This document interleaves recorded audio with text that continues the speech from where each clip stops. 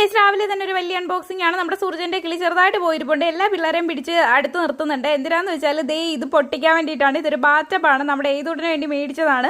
അപ്പോൾ ഇത്രയും നാളെ പിന്നെ ട്രൈ ഷീറ്റ് ഇട്ടായിരുന്നു കുളിപ്പിച്ചുകൊണ്ടിരുന്നത്. അപ്പോൾ ഇപ്പോൾ ഒരു ബാറ്റപ്പ് മേടിച്ചു. ബാറ്റപ്പ് മേടിച്ചാൽ ആൾക്കാരുടെ കിളി പോകുമെന്ന് മനസ്സിലായത് സൂർജനെ കണ്ടപ്പോഴാണ്.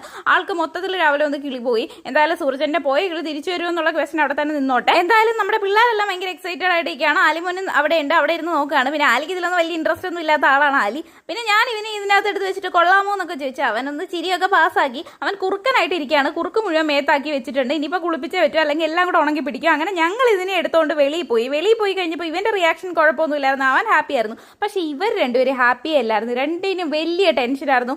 ഇസു ആണെങ്കിൽ നിന്റെ ഹെൽത്ത് ഓക്കെ ആണോ, നീ എന്തിനാ ഇതിനകത്ത് കയറിയിരിക്കുന്നു, അയ്യോ ഇറങ്ങി വാടാ എന്നൊക്കെ പറഞ്ഞ് ഒരു ബഹളമായിരുന്നു. എന്തായാലും കുളിപ്പിച്ച് കഴിഞ്ഞ് ഒരു ഉറക്കം കഴിഞ്ഞപ്പോൾ ആള് വീണ്ടും ആക്റ്റീവ് ആയത് ഇതിൻ്റെ അടി വന്ന് ഇവിടെ ഇരുന്ന് കുരുത്തക്കേട് കാണിച്ചുകൊണ്ടിരിക്കുകയാണ്. അപ്പോൾ ഫുൾ വീഡിയോ ഞങ്ങളുടെ ചാനലിൽ ഇട്ടിട്ടുണ്ട്. കാണാത്തവരെ കാണുക. താങ്ക്